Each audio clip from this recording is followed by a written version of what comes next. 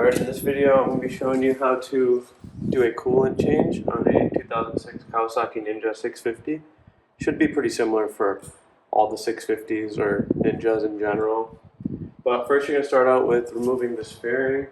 So you just need to do the right side one, and it's going to use an Allen key, so just figure out which one it is. And then take those off, and then we'll go on to the next step. Okay, so I got the fairing off. I ended up having to remove these two clips, and I just used a flathead screwdriver, and those are on the bottom. And then this screw, which is a Phillips head, and it was up here. And then after that, you just take out the turn signal connector, and you can get the fairing off to the side. And then you have access to your coolant tank and your drain plug, which is down here. And so in a second, I'll be showing you how to drain it and then refill it. Okay, so next what you want to do is you want to get a drain bucket to catch the coolant that's going to come from right here. It's going to be the bolt that's sticking out more down below, and then for that you're going to need an 8mm socket. But before you do that, you're going to want to remove the coolant cap.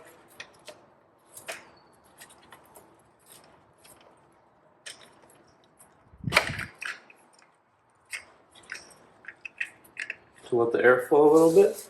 What you're going to want to do next is get a drain pan and an 8mm socket to remove this bolt right here.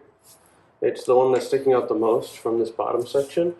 And then turn the radiator cap and release it a little bit so that there's airflow, so that the coolant comes out when you open this. And it's going to come out pretty quick, or at least it should. So we'll see how that goes. And then just release the coolant.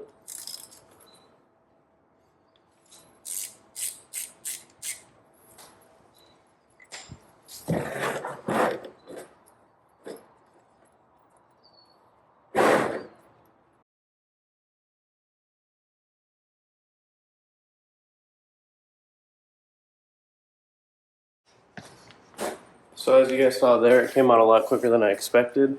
So just be ready for that, and then you can use your hand if you have gloves on to just break the flow so it doesn't go splashing everywhere.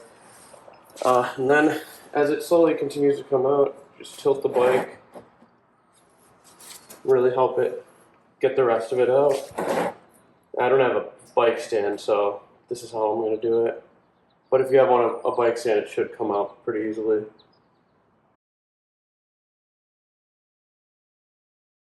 Alright, looks like we got most of it out. So just wipe up the area of any extra coolant, because it'll just burn off when you start your bike. Since I got it on the exhaust a little bit. So wipe off the area and put the plug back on. Alright, so now I'm going to put the little plug back on here. And then I'm just going to hand tighten it. Just don't tighten it too much, just make sure it's snug. You don't want to strip it. Right. And then next what you want to do is you can unplug this hose right here that's going back to the radiator and then drain the rest of the reservoir tank.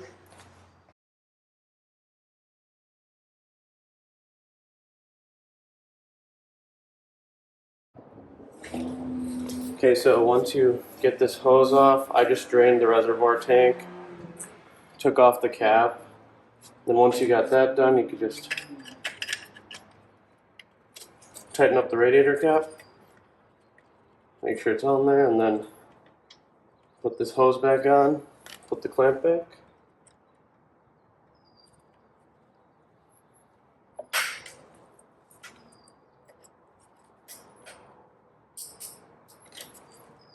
Make sure it's good, and then you can fill it up. So what I did is I put this hose back on here and clamped it up because I'm done emptying the reservoir.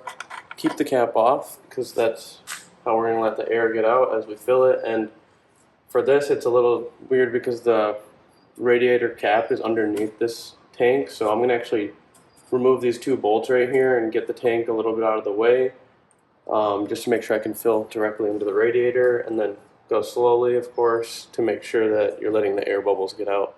So I'm going to do that in a second and do a time lapse for you guys.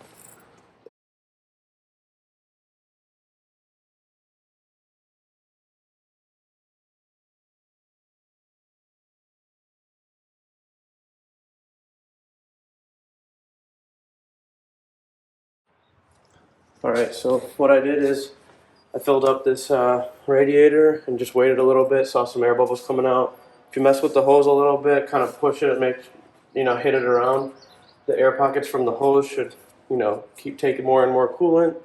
And then I kind of leveled out the bike just as much as I could, and then used about, I'd say, 1.15 liters, which the manual says it's about 1.2 fully.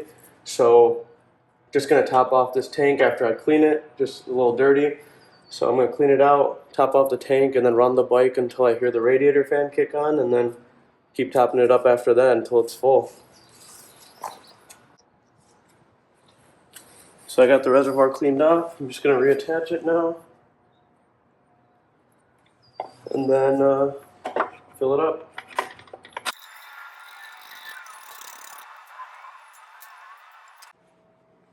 Alright guys, so what I did in the end was I turned the bike on and let it run for a little bit until it got warm enough, and then as you can see, now it's cooled down and the coolant level is right at the L level. So, well, since it's a little angled, it's between the L and F. So if you need to fill it up after you run your bike and let it cool down and cycle the coolant through, then do that. But after that, you should be good, and make sure you have enough coolant in here if you go on a ride or something after you finish bleeding the system. And then that's it, you should be good to go. Thanks for watching.